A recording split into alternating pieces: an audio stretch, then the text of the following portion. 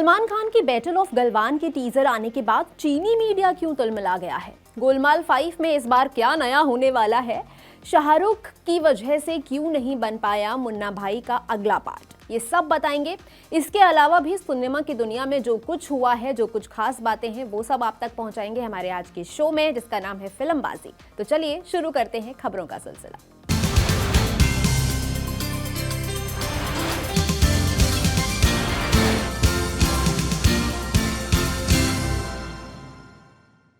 कियारा आडवाणी और हुमा कुरैशी के बाद यश की टॉक्सिक से नयनतारा का लुक रिलीज कर दिया गया है। इस पोस्टर में नयनतारा एक पावरफुल अंदाज में नजर आ रही हैं। उनके लुक से कॉन्फिडेंस और खतरा दोनों दिखाई दे रहा है। वो एक बड़े से कसीनो के एंट्रेंस पर खड़ी हैं। उन्होंने अपने हाथ में गन पकड़ी हुई है।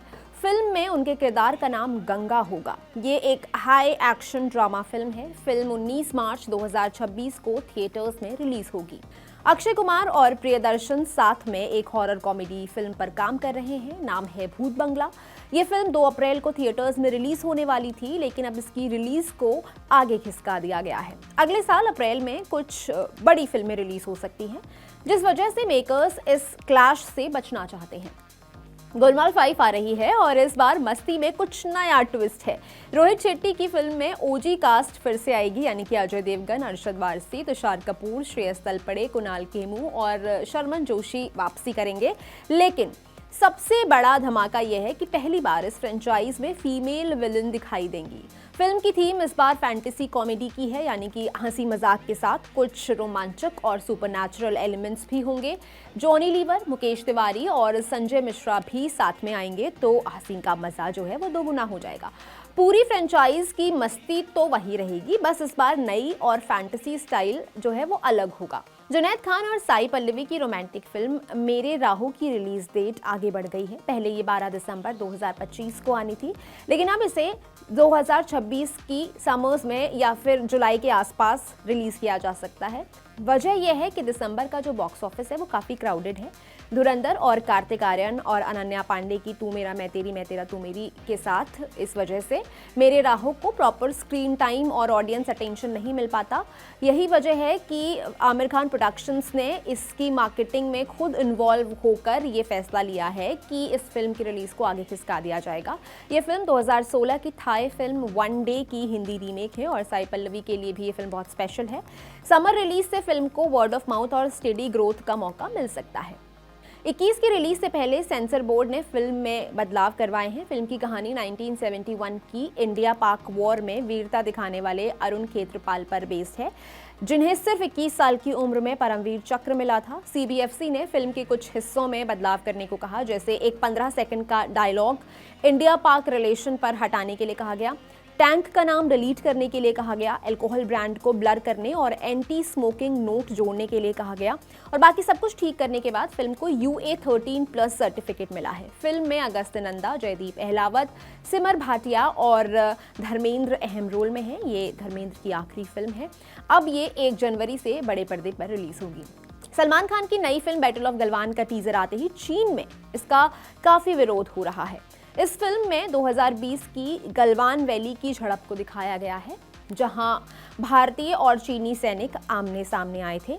इंडिया में लोग फिल्म की तारीफ कर रहे हैं और इसे शहीद जवानों को श्रद्धांजलि मान रहे हैं, लेकिन चीनी सोशल मीडिया पर कुछ लोग कह रहे हैं कि फिल्म की घटनाएं जो हैं वो सच से मेल नहीं खाती।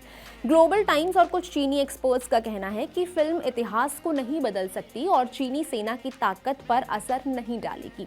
ग्लोबल टाइम्स चीन का सरकारी मीडिया है। उन्होंने अपने military expert song Zhong ping के हवाले से लिखा, भारत में फिल्मों का इस्तेमाल देशभक्ति की भावना बढ़ाने के लिए किया जाता है, मगर कोई भी फिल्म गलवान घाटी संघर्ष के तथ्य को नहीं बदल सकती। और तथ्य ये है कि पहले भारतीयों ने इंडो चाइना सीमा पार की थी, जिसके जवाब में चीनी सैनिकों ने चीनी सीमा की रक्षा की। इस पब्लिकेशन ने गलवान घाटी की झड़प का दोषी भारतीय सैनिकों को ठहराया है।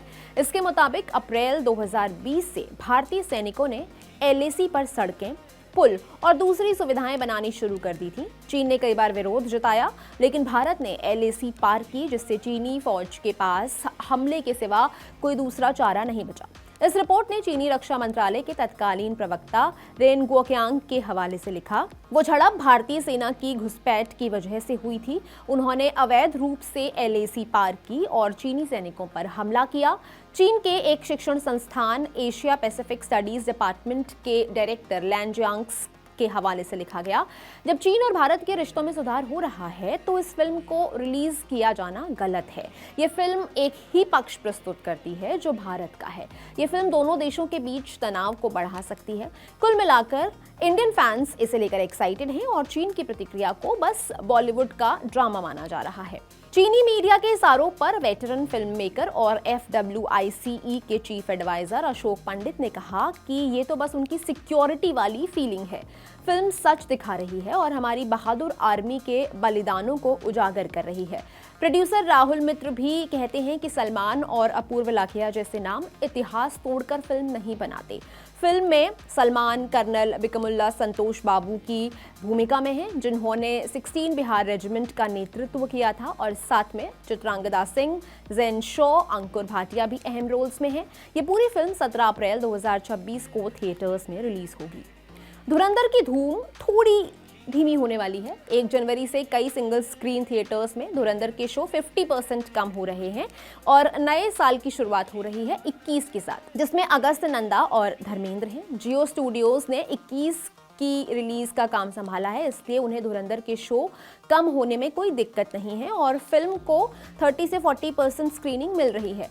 मुंबई जैसे शहरों में 21 के शो तू मेरी मैं तेरा से ज्यादा हैं और बड़े मल्टीप्लेक्सेस जैसे गैलेक्सी में 4 शोज रोज मिल रहे हैं। धुरंधर अब 2 शो के साथ चलता रहेगा और कुछ थिएटर्स मराठी फिल्म क्रांति ज्योति विद्यालय भी दिखाएंगे। मतलब नए साल की पहली स्क्रीन स्पेस की लड़ाई हो चुकी है और दर्शकों को कई सारी फिल्मों का मजा एक साथ मिलने वाला है। धर्मेंद्र 21 में एक बहुत इंपॉर्टेंट कैरेक्टर प्ले कर रहे हैं। ये उनकी आखिरी फिल्म है।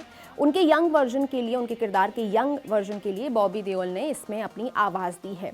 इससे फिल्म में एक अलग इमोशनल टच आ गया है और जनरेशन का कनेक्शन भी मजबूत हुआ है।